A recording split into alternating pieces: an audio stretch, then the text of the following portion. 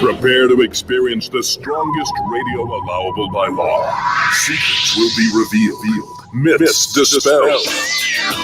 From the studio gym where excuses never apply, it's Superhuman Radio with your host, Carl Lenore.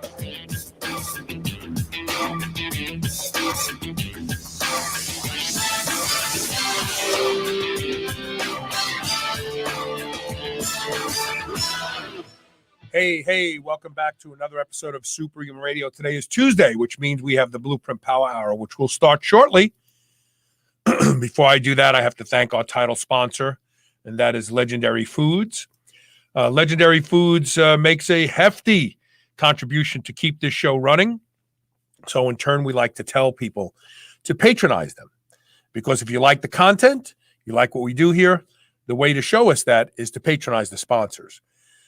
Right now, they have their new red velvet cake-style tasty pastry. People are raving about it.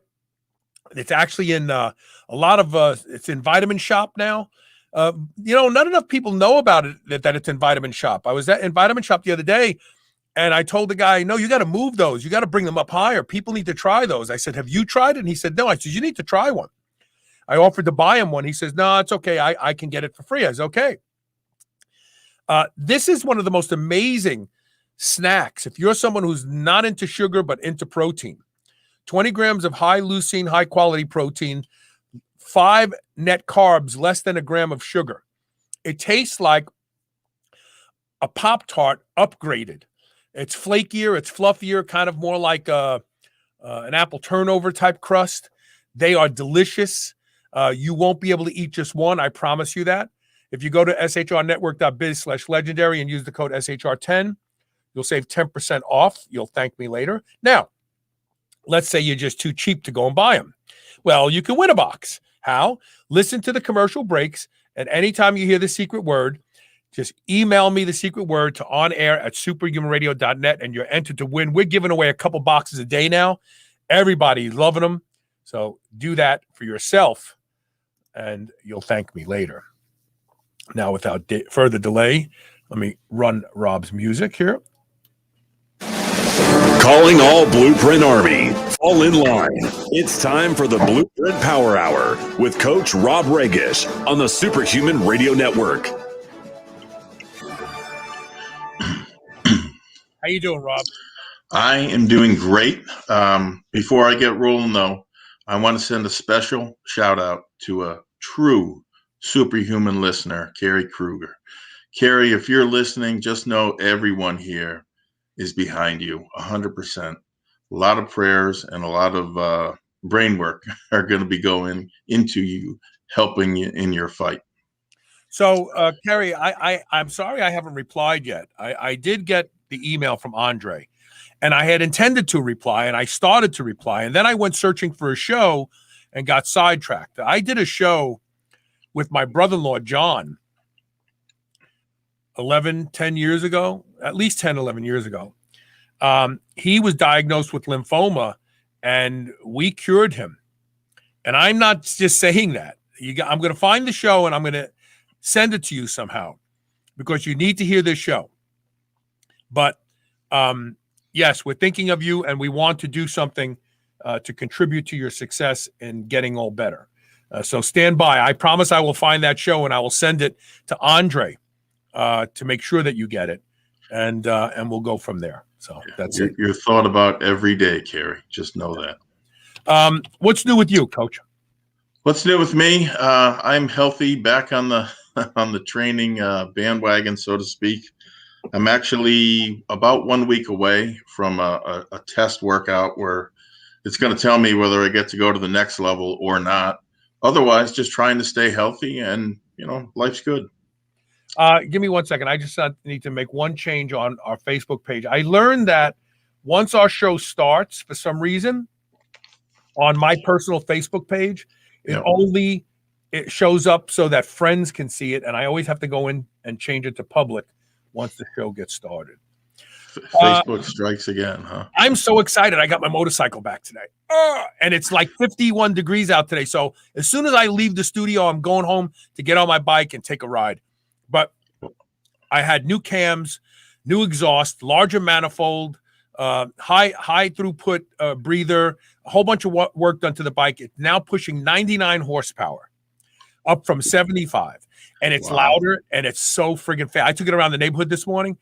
Man, I'm going to have to get used to this. A lot of power and a lot of torque. All the torque kicks in like in the first 1,000 RPMs. It's just amazing. Like from 2,200 RPM to 3,200 RPM, the torque goes from like 40 up to 117, like that. Bang. You're gonna have to keep working out to control this thing. Yeah, the bike pulls. I'm so excited. I can't wait to go home and take a ride.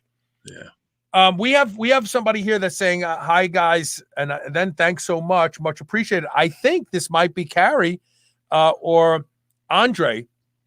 So if you can maybe message your name, because for some reason your security settings are keeping us blocked from seeing your name. So if you could do that, that would be great. Thank you. Cool. So let's start off with the first question. First question comes from Jerry Sags. He says, I read an article by Arthur Jones, and he claimed negative-only training gave him the best gains, like far and away his best gains. Is he right? Well, first, I think it's fair to say that negatives do have some value, right? But not as a standalone training method. And I can say that pretty conclusively, at least in my case and other folks that I've spoken to.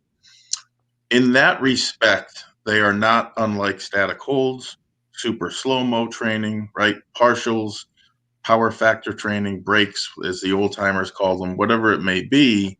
There is merit in all of that, but none of those as a standalone training method, I think, is optimal. So all of them can be exploited and probably should be at one time or another. But here's the key point. Once you pigeonhole yourself into any one of those training methods, you're going to come up short of optimal. Jones, and I know exactly where he's going with this because I went through it too. Arthur Jones correctly discerned that you can lower more weight than you can hold. And of course, you can hold more weight statically than you can lift, the concentric part of the lift. However, heavy negatives can really tax your body, and not just your muscles, but also the tendons and ligaments and so forth. I have yet to meet anyone, including myself, that could do it long term. Short term, can you do it? Yes.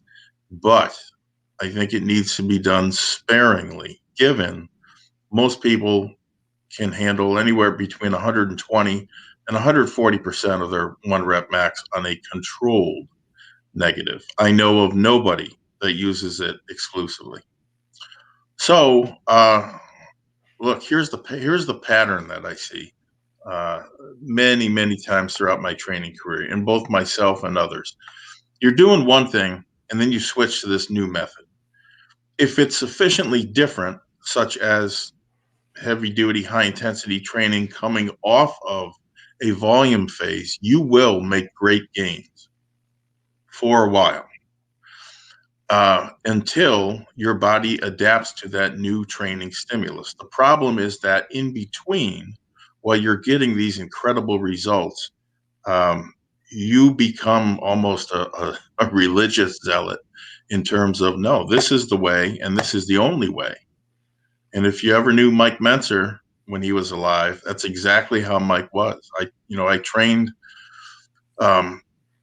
consulting with him directly, and gosh, I think I tried bringing up something other than hit once, and he just blew a gasket.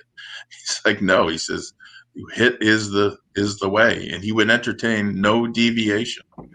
So really what this brings up, especially when you plateau, there's an old saying in investing, you only know who's naked until the tide goes out. What happens when the tide goes out training wise and you plateau is you're exposed if you don't know any other way to train and gain, right? I think personally, somebody needs to know at least, they should be able to rattle off at least a half a dozen methods to make progress should they plateau. I of course have a half dozen of those methods. They'll be coming out in next month's bulletin, by the way, the short list about how to get training and gaining again. So the problem is that without those, you will forever be a ship without a compass, so to speak, doing figure eights in the open sea, which it's virtually guarantees you're never going to get to your destination unless you're aware of these other methods and you have a way of structuring them such that they build one upon another.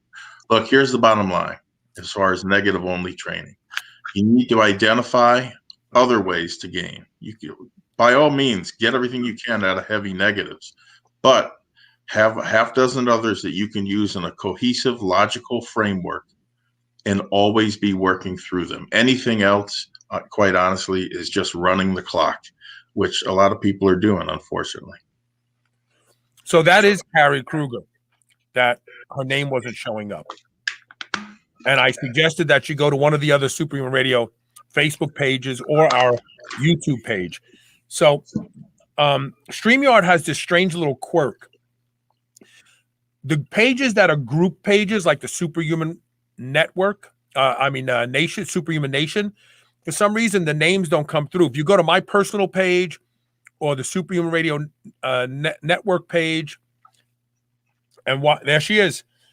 Yeah, here we go. Yeah, so she allowed StreamYard to pass it. That's exactly what you have to do. Thank you. Good to see you. And I will find this show tonight and send it to you. It's such an old show that it wasn't on the server. I have to find it somewhere to send to you. But my brother-in-law, John, was diagnosed with non-Hodgkin's lymphoma. He had a 2-inch mass in his stomach. He was slated to get chemotherapy. And before he had the chemotherapy, it was gone. And I'm going to send you the show and show you some things that you can do. So he's not the only one either, Carrie. So just know that, okay? Yeah. With what I'm going to share with her, you mean? Well, people that beat it. I mean, yeah. My wife has a good friend who was diagnosed with something that she was told it's 100% fatal. Ha ha, joke's on them. Every screening since then it's gone. Right. So there are things you can do. Absolutely. Good to see you. All right. So the next question comes from Terry Gibbs. I've heard you say you don't use creatine much and it doesn't do much for you. But I've also heard you say you put 10 pounds on with the stuff in 9 days. Why the discrepancy? Well, first off, both statements are true. So why the discrepancy? The reason is they represent two different points in time. All right. So let me explain. When I first used creatine, I was on it as soon as it came out, right? 1993 or 4 or something. And this was prior, by the way, to EAS introducing phosphagen, when creatine would go on to become a household word. The product was genuine. It was creatine monohydrate from Ashdown Laboratories in San Diego, California, who were also one of the few outfits at that time that were putting out legitimate OKG salts, which were really, right, OKG was the other hot supplement. At that point in time, we didn't know which one was going to be better, right, creatine or OKG. But anyway, on the creatine, I loaded up on the stuff, 20 grams a day for a week, maybe longer. And then I cut back to 10 grams a day. Now, bear in mind, it was $80 for a 100-gram bottle back then. then. My God. I just ordered a kilo for $12 for a kilo for my Netflix friend. Yeah, probably got it micronized too. So it was $80 for 100 grams of the, and the real kick in the ass was I didn't get a thing from it. I didn't get jack. And you read all these stories about people putting on 3, 5, sometimes 10 pounds or more, and I'm sitting there with nothing. So I thought, how can that be? And so of course I looked further into it. Just prior to hopping on it, I was gifted a whole lot of venison by a hunter friend of mine, and I had eaten a whole lot of venison, and I had also been eating a lot of tuna and I think herring at the time, which, come to find out, right, are all rich, very rich sources, natural sources of creatine. So, long story short, I was probably already loaded, or at least close to it. I was also likely using gobs of caffeine, which some studies have shown impair or negate most of creatine's benefits. Since then, other studies have disputed it. Well, different issue for a different day. So I more or less stayed away from the stuff for a year. And then I tried EAS's phosphagen when it came out. I put on not a ton, maybe 3 to 5 pounds, something like that. Nothing earth shattering. And that was pretty much it for a long time, until one day I get to reading about insulin's effect on creatine storage, right? So I then used ridiculous amounts of dextrose, right? Simple sugar, 75 grams with every creatine dose. And remember, when you load, you're dosing 4 times a day, right? And then boom, I see this gain from, it was anywhere between 7 and 9 pounds. Needless to say, that is incredibly unhealthy, all that sugar. And from the sugar alone, I'm sure I gained some water weight, right? Needless to say, I wasn't happy with that either. The best I ever did on creatine was 10 pounds in 9 days. And that was straight creatine mono, okay? Then again, I never saw a massive strength increase from that. I don't even remember a small increase. I just remember the scale going up. Did I get a few extra reps? Maybe here or there, but it's nothing that sticks in my mind. About a year ago, when I was putting together a bulletin, I found a creatine analog that gave me much better strength gains, with none of the water / moon phase. And I would tell you that creatine for most people should be an ace card that you should have up your sleeve for when you really need it. It should not be what these kids are doing today. Hi, everyone. It's my day 1 in the gym. I'm loaded with creatine already. Huh. That's, save it for when you really need it. When you do use it, I'd run it for 8 to 12 weeks, and then I would come off for at least a month. It takes that long for creatine stores to get back to baseline, right? At which point you should start seeing results again. There are all different sorts of theories, all about how to load, how not to load, use it for 3 days, back off for 3 days. The big important things, I think, are get it consistently, take it with food. Insulin does help in storing it, and a dash of sodium will really help. And the reason for that is that creatine is sodium dependent for transport across the muscle cell gradient, even more so than insulin, and it's dirt cheap. Hey, Clint, wherever you just posted that question, that's where you can post your question and we'll answer it. So just the way you type that, where can I ask questions? Right there. Ask your question. Okay? All right. Let's see what time it is. We've got a couple more minutes. Let's get another question in here. Ricky Phelps says, what's your take on BCAAs with extra leucine? Do these formulas work? How much do I need? And why can't I just get BCAAs from the whey? Yeah, it's a fair question. Branched chain aminos have been the darling of the supplement industry for some time now, and they're not entirely, obviously, without merit. Although, I'll say this, the recent research will certainly give you pause, and I believe rightfully so. More on that in a minute. So along with pre-workouts laced with way too much caffeine and whey protein, branched chain aminos are usually a part of any supplement company's staples. Whether those are sold as a standalone or increasingly I see as part of a pre-workout. And a lot of it, frankly, is due to their high profit margin. Okay. It is also true that unlike essential aminos, they're much easier to flavor. Combined with the much greater profit margin, it's not hard to see, right, why most companies favor them or at least have them prominently in the lineup. Now, it is true that if branched chain aminos are dosed high enough and timed correctly, they can be used for energy, right? Or otherwise stop the body from breaking down muscle during an intense energy demand, i.e., the workout, right? The only problem, there are several problems, but the biggest one I think is that recent research is pointing to some big problems with doing that, not the least of which is blood sugar issues. You don't hear much about this out there today since branched chain aminos are so prevalent and such a big moneymaker, right, for the supplement industry. Now, to be fair, I am seeing more and more um, pre-workouts with the essential aminos, which is a huge step up.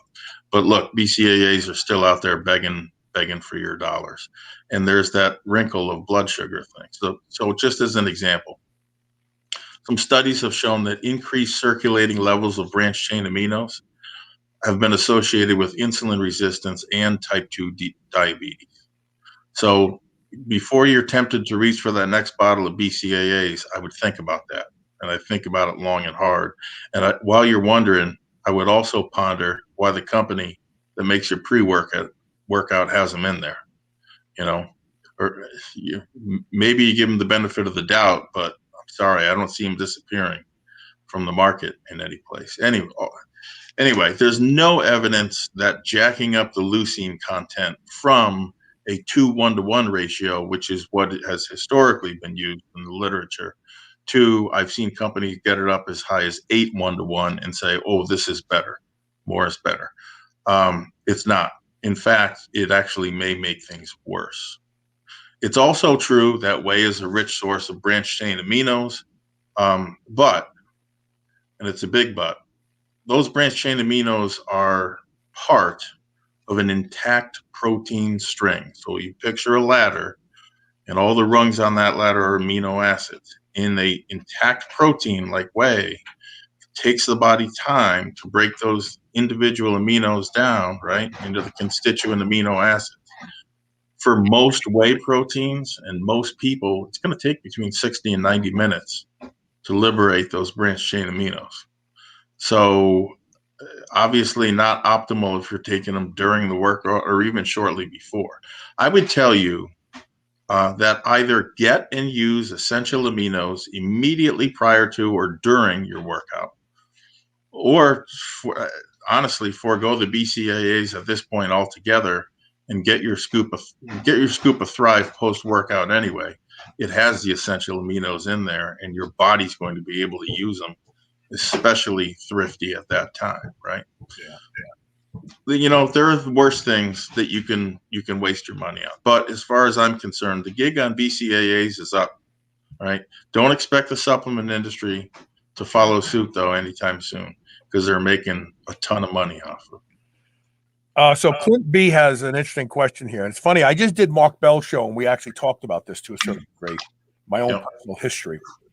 So his question is left ventricle hypertrophy common among those who lift weights, and can the heart muscle be balanced out by doing steady state cardio? I'm going to answer that part of the question first. So it is, but there's two different types of hypertrophy when we talk about the heart. All right, there's pathological and physiological. So physiological is good. This would be the left ventricle getting larger, the sinus getting larger, so the capacity to handle more blood is increased. But pathological hypertrophy is when the wall gets thicker and the sinus gets smaller, which means that the heart has to work harder to pump the same amount of blood.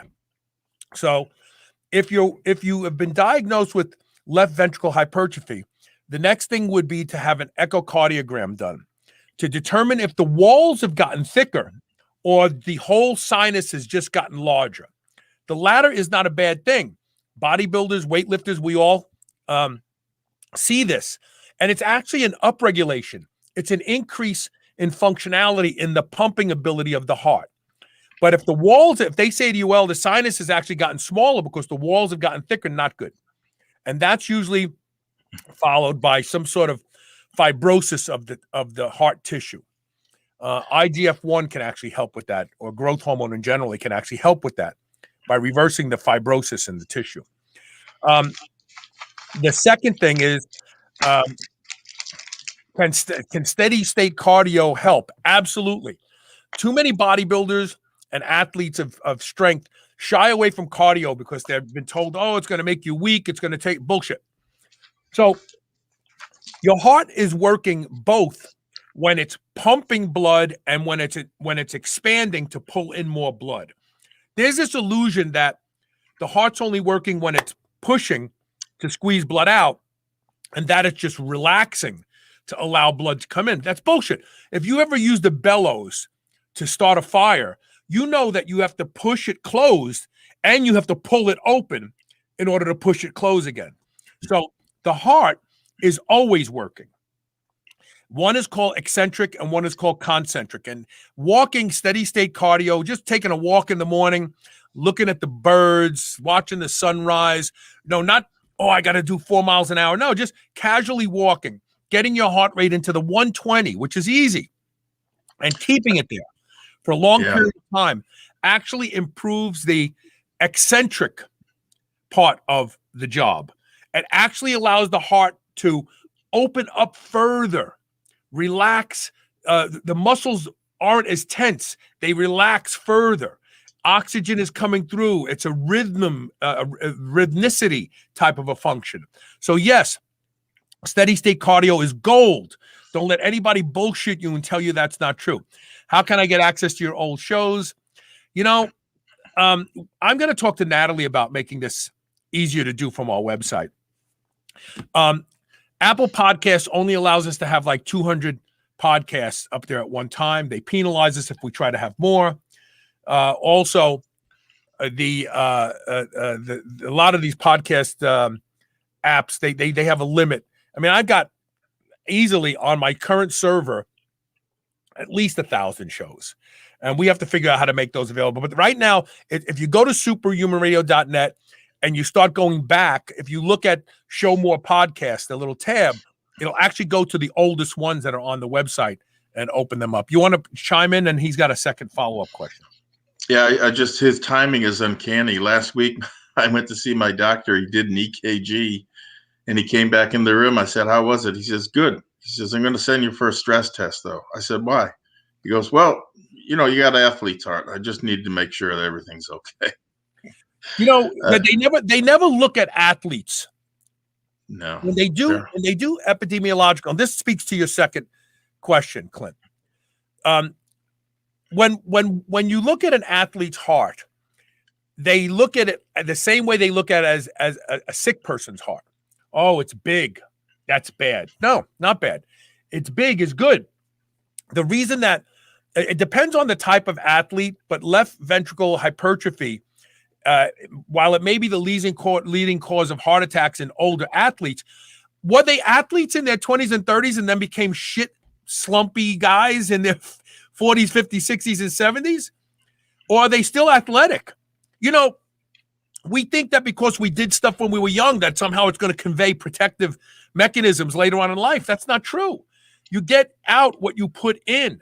You got to keep it up. I would be careful of that generalization, because I know a lot of guys who are still athletes and still in great shape, and they're in their 60s and 70s and even 80s. But again, when we talk about left ventricle hypertrophy, talk to your cardiologist. Use the words. He'll go, oh my God, what's this guy know? Say, is this pathological or physiological? And he may say, well, what do you mean? Say, well, I know that because of Valsalva and heavy weightlifting, the heart actually upregulates and becomes a bigger, stronger pump, that it can pump more blood. The sinuses get bigger. But I also know in pathological changes, the walls get thicker, making the heart less efficient and has to work harder. Which one do I have? And he may say, well, we need an echocardiogram to tell that. And then you go, okay, well, let's schedule one. Show your doctor you know what you're talking about. Yeah. So, okay. All right. We're going to take a quick commercial break. And when we come back, we have lots of questions. We'll get to all of them, I promise you. In the meantime, go check out CoachRobRegish.com to learn more about everything that Rob does. And don't forget, listen for the secret word during the commercial break. I got a good feeling it's coming up. So there you go. Email it to onair@superhumanradio.net.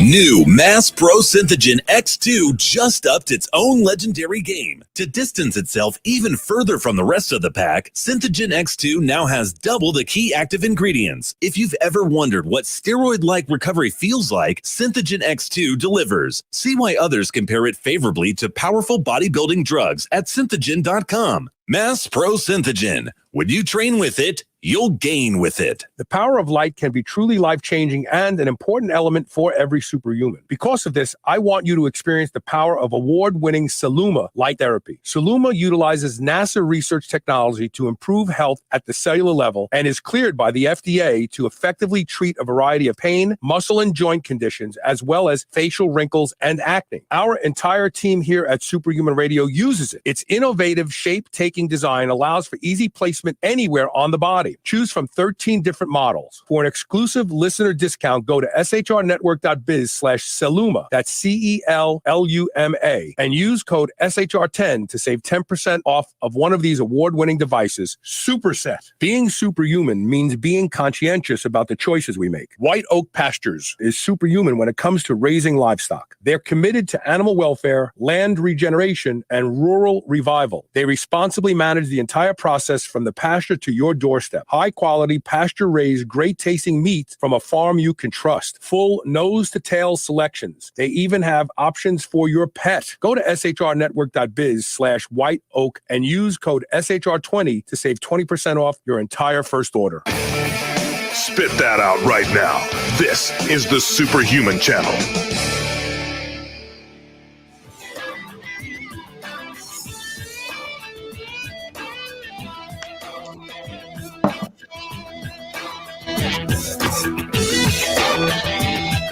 Welcome back. Welcome back. I'm getting text messages. Got questions lining up on the show. I'm a busy guy. Okay, let's get to the next question. Then we'll check and see what questions are coming in from live listeners and viewers, and we'll get everybody taken care of. This one comes from Andrew McCabe. I knew an Andrew McCabe. I don't think this is him. But I read somewhere where pullovers were dangerous. They used to say squats were dangerous. Keep that in mind. Is that true? And if so, are any pullovers dangerous? Are pullovers dangerous? Like a machine pullover more dangerous than a dumbbell pullover? I think, really, not to steal Rob's thunder, but I think pullovers are only dangerous for people who are weak. Just a guess. It's just a guess. Well, first off, it's very difficult to generalize, right? Because there are just too many different variables. For example, your unique and anatomical makeup and biomechanics, they may make pullovers of any sort problematic. I've also seen some really good and some really bad pullover machines in various gyms over the years. Pullovers with a dumbbell should offer you more flexibility, at least in that you're not locked into a particular motion as you would be with the machine. On the other hand, with a dumbbell, there's no mechanism to, let's say, press from the elbows, which I think is a key advantage insofar as engaging, the lats. Notice I didn't say isolating, engaging the lats. Now, there are other things that can be problematic. So some people struggle, for example, with imbalances that can really skew things. Meaning, if you have a bum right elbow, like I do, or shoulder, and you try to compensate by using more of the left side during the pullover, well, yeah, you start playing with big weights, you're going to get hurt. I would imagine anyone with an imbalance like that would be asking for problems. Having said all of that, I have found that over the years, if a person wants to find a pullover that they can perform and do so productively, then they will. It just takes some experimentation. Some people may do better with a machine, others with a dumbbell, or even an easy curl bar. Some people, however, can't do pullovers of any sort, and especially with an incline. I will see people that do incline dumbbell pullovers, and then, right from the get-go, big incline on the bench, big mistake. If you're going to incline it, do a flat set first, then add a few degrees, then add a few degrees. Just trust me on that, okay? The reality is that you're probably going to have to go through some trial and error to find the pullover that's right for you. And to be clear, though, I think that it's worth the effort, absolutely. Because like dips, but to an even greater extent, the power of pullovers is there to add mass to the upper body, which is tremendous, unequaled by many, some would say any other movement for the upper body.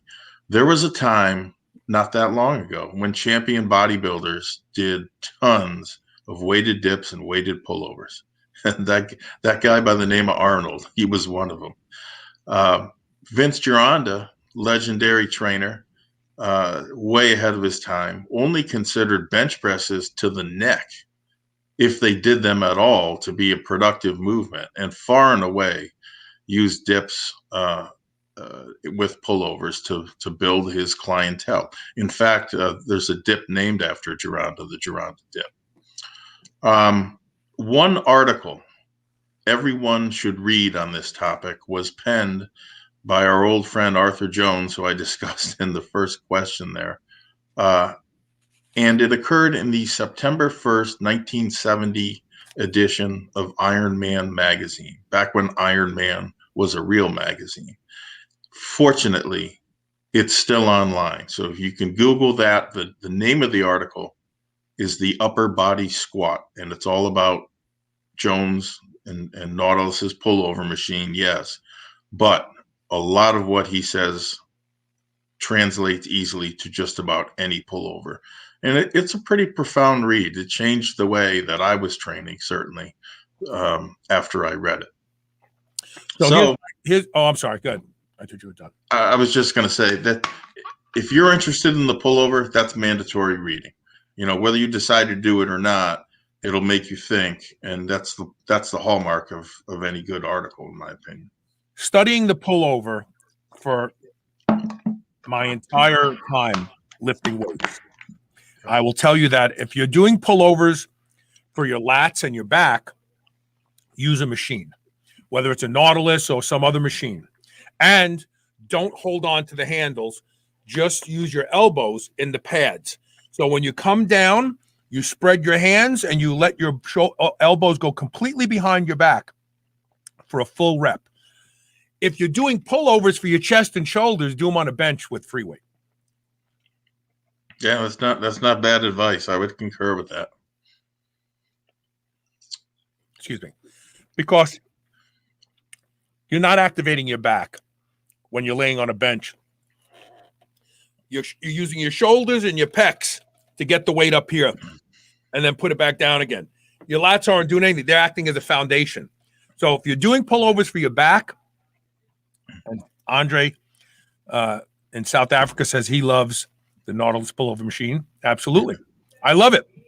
If you're training pullovers for your back, use a machine. If you're training pullovers for your shoulders, your triceps, your pecs, do them free weight, lay on a bench. That's it.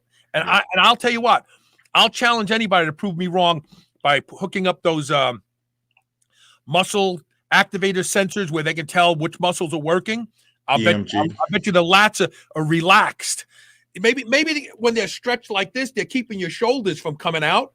But once you start moving that weight, it's your shoulders, it's your pecs, it's your shoulder girdle. It's your triceps. On a machine if you want it for your back.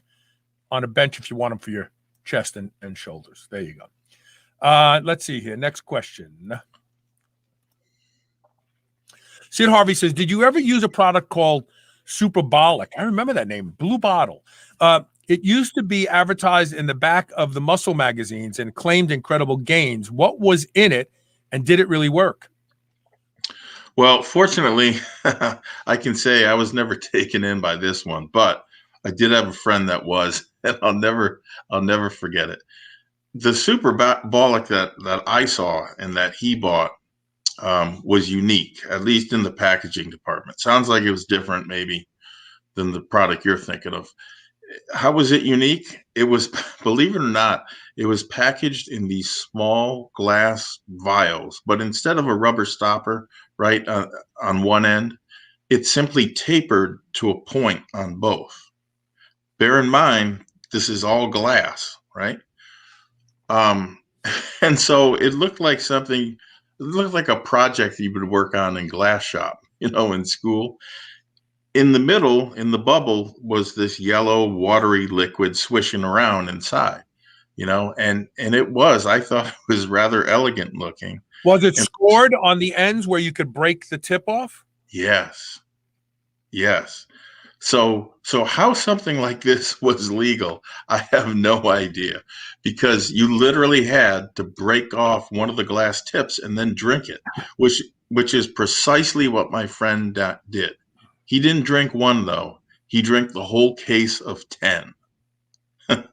Okay, we're 16 years old. You know how that goes, right? Fortunately for him, unlike today, there was nothing in it that could have really hurt him, such as these extremely high-dose stimulant formulas or anything else that's out there that could really, you can die today doing something like that. He didn't die. He was spitting glass shards out for a while. And then the funniest thing happened. We went golfing, and I turned around. I heard him utter an explicative, and I turned around just in time to see the brightest, almost fluorescent urine stream that I think I've ever seen. That's hilarious. Yeah. Looking back, it was funny. It's not a smart thing that he did. I'm glad nothing bad really happened. If I were to guess what was in there, probably big doses of B vitamins and some glandulars or something like that. Did it work? That depends. If you're looking to light up a room in the dark with your urine, you could absolutely do it. It worked. But no, nothing in the gym. It's fun to laugh at, but see it for what it really is. It's a cautionary tale of youthful indiscretion that could have very well gone the other way, but fortunately it didn't. There used to be a testosterone I used to buy from overseas. Came from some Slavic country. Came in 1 milliliter vials like that. The tip was scored. You broke it off. You put your syringe in, pulled it up. It was very good. It was highly overdosed. I can't think of the name of it. But at least you weren't spitting glass shards. I was always worried that I was going to get glass shards in the syringe. That's even scarier. I'm trying to think the name of it. It started with an N. But it was people like bodybuilders. They would do anything to get that because it was overdosed. It was high quality. What was it? Was it testosterone? Yeah, testosterone and anthe. Yeah, from some Eastern Bloc country. Man, I can't think of the name, but I remember I used to pay $20 for 1 cc. Oh, because wow. it was so good. Yeah. Wow. And nowadays, even back then, you could get a 10 milliliter, 250 milligram vial from an OG for $50 for 10. Boy, it started with an N, and it was prized. You knew that it wasn't bogus because it was made Gelnika, Gelnika because I knew the N was a Gelnika testosterone. It came from some Slavic country. It wasn't Yugoslavia. It was something like Slovakia? Yes, and they were 1 milliliter. They were overdosed. They were overfilled. There's only always 1.5 milliliters in it. Right. It never burned, no swelling, no injection site soreness. And it was, if you went and got blood work, it was if you think you took 600 milligrams of test, you took 600 milligrams of test. There was no bullshit. Gelnica. I remember I used to wait months to get it. I used to order $600-700 worth just to have it around for the rest of the year. Wow. Gelnica. Yeah, very good stuff. Cool. All right, we got some questions we're going to answer, and then we got the blueprint tip of the day. Hold on a second.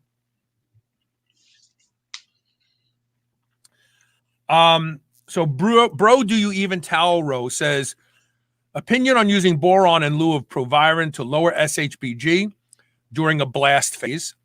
Can it be used this way year round? Any downsides?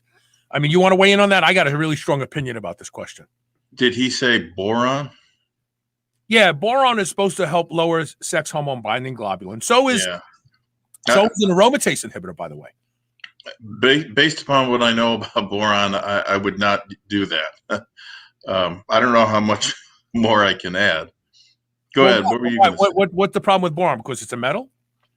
Yeah, and the fact I'm not aware of studies that it did that. Maybe I just missed them. I don't know. Yeah, but your wheelhouse is in anabolic steroids anyway. Right. I mean, that's not your wheelhouse anyway. So first of all, the question doesn't even matter, and here's why. Because if you listen to my show a couple years ago, SHBG is actually a good thing. We got it ass backwards.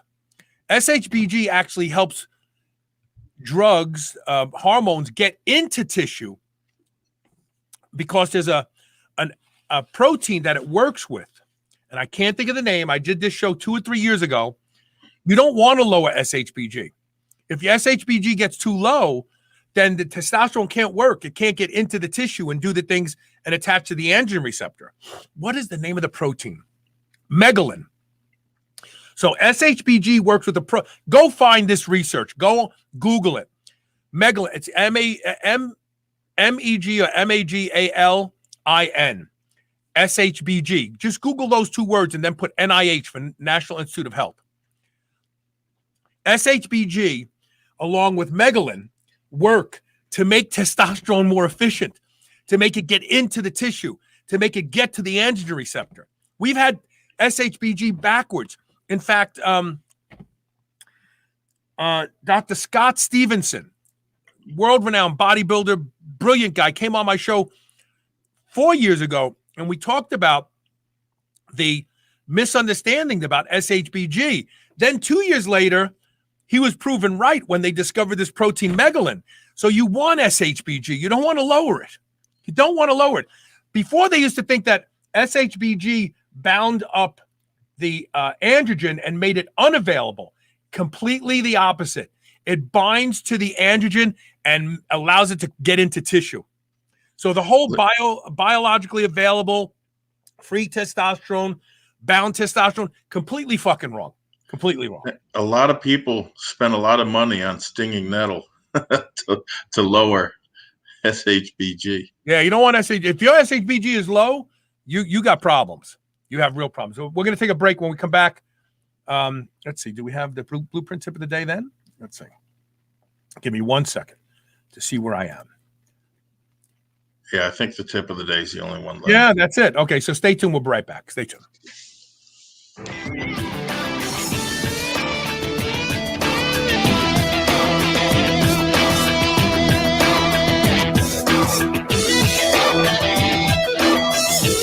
Getting a massage post-workout is a proven strategy to facilitate better recovery. Getting to a massage therapist can be difficult and expensive, especially in these times. The solution is the Meteor, a heated massage ball from Milestorm. Reduce pain and soreness and expedite recovery with the Meteor's research-backed vibration settings and therapeutic heat. It's convenient for travel and works on any body part. Go to shrnetwork.biz/Meteor and use code SHR15 for 15% off and free shipping if you buy 2 or more. Start recovering better today. Whether your goal is to build muscle or burn fat, you'll find everything you need at Redcon One. Need help getting a good night's sleep? Try Fade Out, or the most popular pre-workout supplement on the market today, Total War. more. Sign up for their new Transformation Challenge and win $10,000. Or shop for apparel that people at the gym will know that you are serious about your training. Need a testosterone booster that works? Check out Boomstick. Whatever you need, you'll find the best quality supplements on the market at Redcon One. Go to redcon1.com. That's REDCON, the number 1.com, or go to superhumanradio.net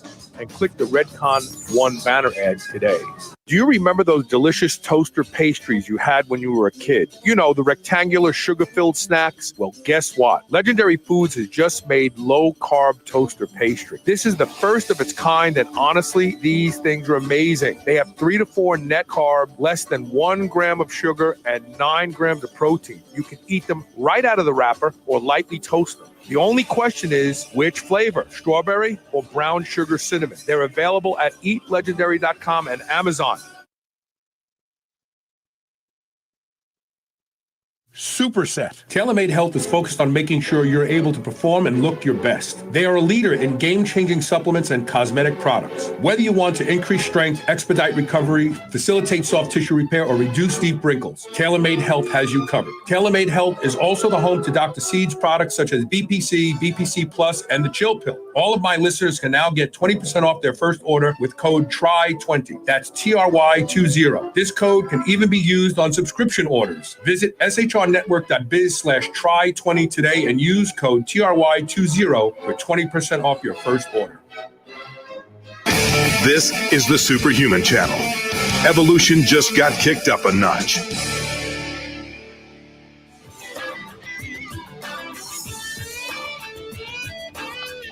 We have a couple questions that were just asked. We'll get to them after the Blueprint tip of the day so that everybody gets their answers. We have one about colostrum. We'll get to that.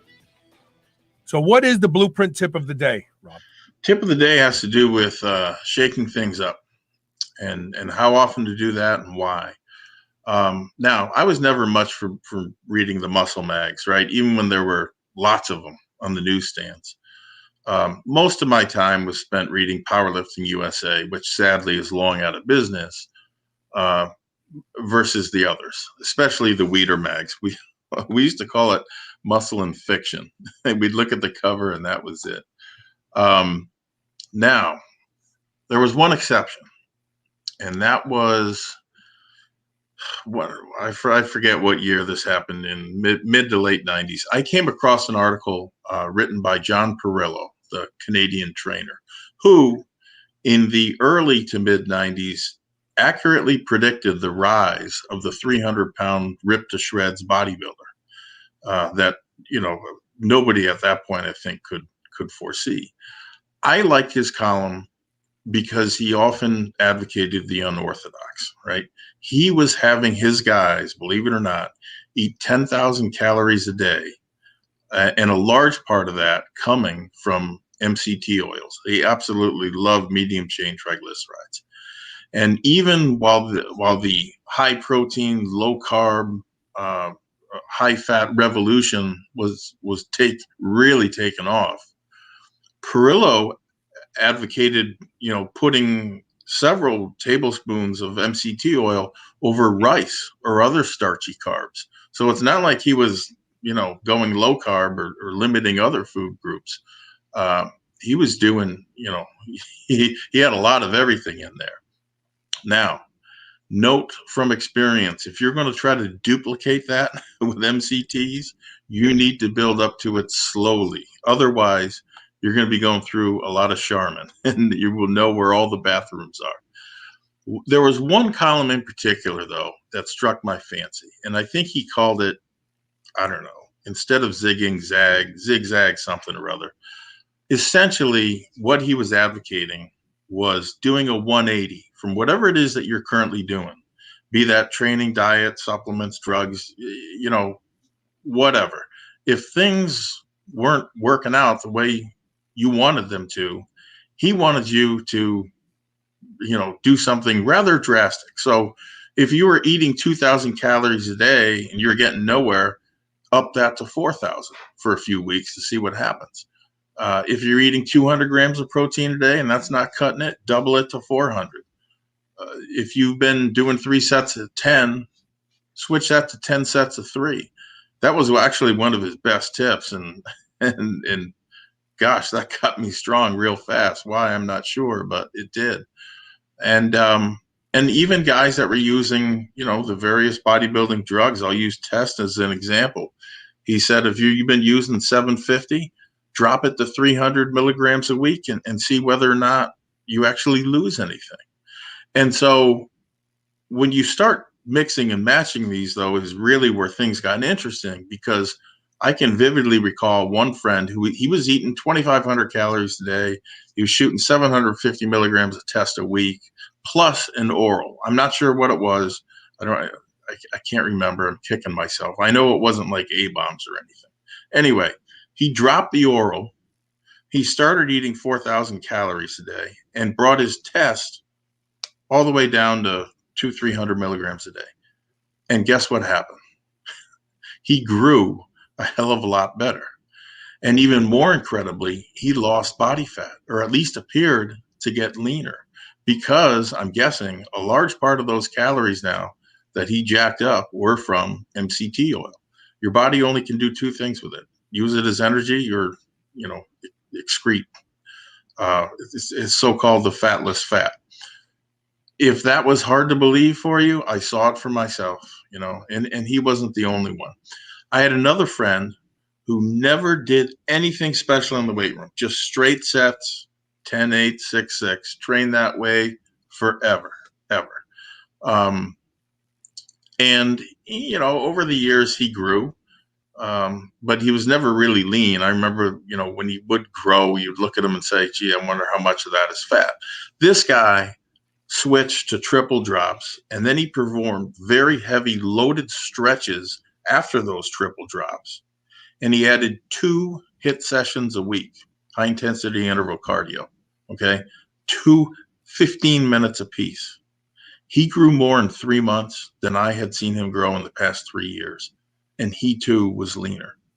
So if you've been training, let's say, with high volume forever, then switch to the absolute, opposite. 1 set to absolute muscular failure. I can virtually guarantee, you're going to see some of the best strength gains of your life. I can also guarantee that your work capacity is probably going to drop like a stone, meaning your ability to do, multiple sets. But listen, that in and of itself is a very valuable lesson, because additional work capacity may or may not be important to you. I don't know. Mistakes are only mistakes if you don't learn from them. And trust me, you will. One of my biggest breakthroughs, believe it or not, was doing nothing. What am I talking about? So for 3 workouts in a row, I went into the gym and I tried like hell to do flat dumbbell bench presses with 140-pound dumbbells. Nothing doing. Nothing on the first workout, nothing on the second, nothing on the third. I couldn't even budge them. And then I took 12 days completely off. No gym, no cardio, not even walking. 12 days. My first workout back, I pressed those 140s, ready? 4 times.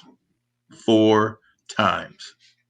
So just as an experiment, you might want to overtrain a little bit and then pull back to see if you can do the same. It's called tapering, hyperacceleration, hyperadaptation, accumulation, intensification training, whatever you want to call it.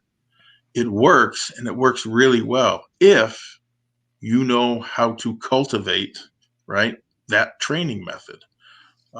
It's a powerful method that you need to experience, and you're only going to get there, though, right, by doing something different than what you're doing today. So look, bottom line, whatever it is you're doing, take that straight line out for a curve, right, over the next 3 to 4 weeks. Not only will your body likely respond favorably, the mind really gets lit up like a Christmas tree. And that was the premise of the book Big Beyond Belief with Leo Costa. Yeah, I remember reading. Leo had gone to Bulgaria to train with the Bulgarians and learn from the Bulgarian coaches. And what he learned was to flirt with overtraining. Right. Then you backed off, and then you came back with a power curve. And it worked every time. You got yourself to that point where, wow, if you really went on for another week like this, you're going to be completely overtrained, and then you backed off. Yeah, if I'm not mistaken, he gave different mode. I mean, for those that are listening, Big Beyond Belief will take your lifting education from here to here, and overreaching is one of many things that he speaks to in the book. We're gonna take our last commercial break. We have a couple more questions that just lined up. You good with that? Okay. Yeah. Did you have anything else you wanted to add? I'm sorry, I didn't mean to cut you off. No, I'm good. All right, sit tight. We'll be right back with more Superhuman Radio, the Blueprint Power Hour.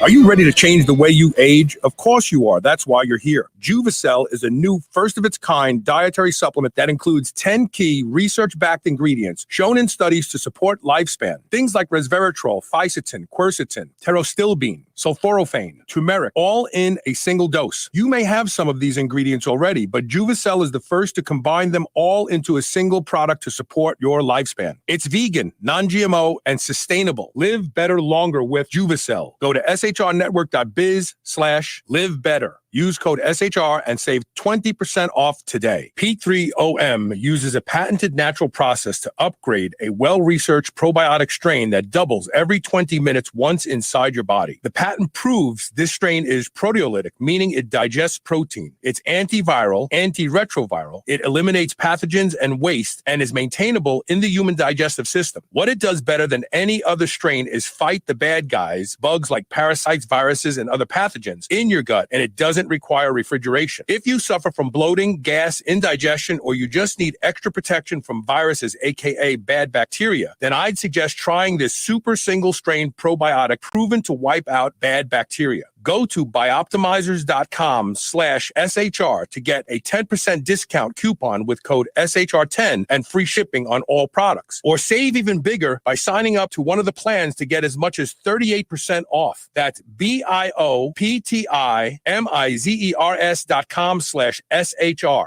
Folks, I'm pleased to announce that Pure Nootropics is now carrying the antioxidant alpha-lipoic acid in its bioidentical natural form as R-Ala. R-Ala provides protection in many areas and has even been shown to promote weight loss. Check out the interview I did on episode 2608 back in October to learn more. Our friends at Pure Nootropics have been bringing you great products and deals since 2013, and they have another one with R-Ala. Go to shrnetwork.biz/pure and use code SHR30 for a whopping 30% off. Level up. Go Pure.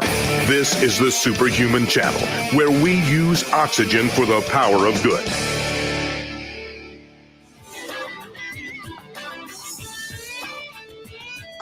Welcome back.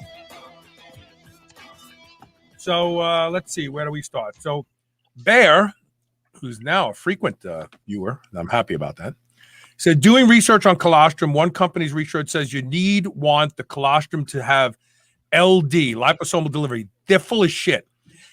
I used to promote their product until I stopped. And the other companies don't mention that, and that's why the LD system is so good for you. So this is complete bullshit. So just think critically for a second.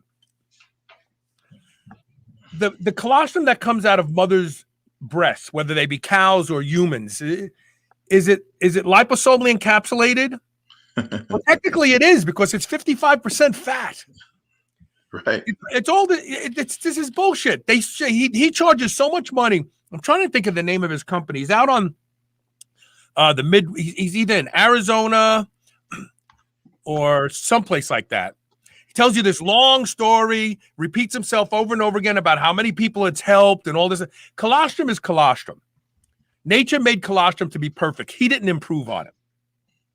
So it's complete bullshit. Find the good colostrum. It seems to me that one of our viewers told me about Tractor Supply. They have colostrum that they sell to farmers for calves. It's got to work because it helps the calves grow, and it's not liposomally encapsulated. It's just another marketing scheme. Yeah, this is the first. This Good. is the first that I think I've ever heard of liposomal colostrum. Certainly, every study that I ever saw and success story in the real world coming from people, they weren't using liposomal. So, I would tend to agree. This is probably marketing, if anything. I actually used to sell his colostrum on the show at least 10 years ago. This wasn't Mercoba, was it? No, Percoba was better, to be honest with you, because it was less expensive. And Percoba sells to farmers who give it to their cows. If liposomally encapsulated colostrum was so required, first of all, I'm going to tell you a secret. I think he's actually full of shit, and I'll tell you why. Because in order to liposomally encapsulate something, you have to heat it, and you have to use an ultrasonic wave, and you have to do that for a length of time that that each of the little fat globules will encapsulate something. What are you encapsulating in colostrum? It's not like as though you're putting testosterone in a liposomal delivery system where you want one molecule of testosterone in each fat capsule, because that's what liposomal encapsulation is. You vibrate it, you heat it, you add certain surfactants to it, and the bubbles merge with one molecule of an agent, and it gets trapped in there, and then it can be absorbed through the lymphatic system. What is it in the colostrum that you're encapsulating? What? Yeah, they're probably thinking the IGF growth factors, right? Or the You don't need that. Colostrum has transporter enzymes in it. Colostrum has transporter proteins in it. Colostrum has everything you need to get that into the baby's gut and into their bloodstream. And nature made colostrum perfect over millions of years. This guy didn't fucking perfect it. It's bullshit. Yeah, I mean, theoretically, you would have to take every component in colostrum and assuming liposomal was the best delivery, which I don't think it is, you would have to have a liposome for every particular component. Well, you just made a really good point. So liposomal encapsulation delivers things past the gut, okay, where fat is absorbed in the entry point of the small intestine. Okay, so when we talk about liposomal, all of the proteins in colostrum are absorbed right through the gut, not down in the small intestine. You don't want that. It's just a marketing ploy. Also, he said his Synthogen should be arriving Friday. Next up, he's going to give Thrive a try, and then he said, "Haha, thank you. Stay strong, Carl." Oh, yeah. Carrie. Yeah, Carrie. Yes, Carrie. Faith Fitness guy says, "I'm sorry if I'm moving fast, but I want to get home and ride my motorcycle. I'm selfish." He says, "I'm also looking into cheap colostrum, but don't know which one and how much from Tractor Supply. Any thoughts?" No, I'm going to actually go to Tractor Supply later this week. You could go on their website and you can read, and you can try to determine why one is better than the other. I think the least expensive one is going to be fine. I really do. Yeah, and I would further, if you're going to use it, replace, let's say, whatever you're using today in terms of whey or casein, whatever protein powder you're using. Let's say it's 100 grams. Replace that with an equivalent amount of colostrum for 8 weeks and see whether or not you get anything better. I've seen great results overfeeding colostrum, and I know other people who have as well. So Bear says he bought the Do More brand at Tractor Supply this weekend. It was $15. It's almost a pound. There you go. That's not. I would try to go through a pound a week personally. I'd dedicate at least $15 a week to it and see what happens. Yeah, that's what I would do. Yep. And I have raw milk on its way, and once I try it, I'll start sharing information. I found a raw milk company that ships anywhere in the United States. The shipping is not cheap, but if you take that and you take some of that Do More's brand colostrum and you start making 2 protein shakes a day out of it, I bet you'll see magic happen. Yeah, raw milk is wonderful stuff. I don't have access to it anymore, but man, when I did, it was fantastic. Well, you actually may after I get this batch. This batch will be delivered this week. Cool. And they'll ship anywhere in the United States. Oh, that's great. But it's not cheap. And they're out in your part of the country. I want to say they're in Pennsylvania, so they're not too far from you. Okay. Yeah, so we'll find out. All right, that's it for today. Thank you for those who participated live and asked questions. I love it when we have a good live audience that asks lots of questions. And I'm going to get out of the studio early. Shh, don't tell anybody because I have work to do, but I'm not going to do it because I want to. Today's the only day I'll be able to ride, and I got my motorcycle back. So nature, the world wants me to ride today. What can I say? Have fun with it, man. All right, we'll see everybody tomorrow with more Superhuman Radio. Thank you for listening and being here today. And let's put that image up and let's play some music and see you tomorrow. This is the Superhuman Channel, doing reps with the weight of the world.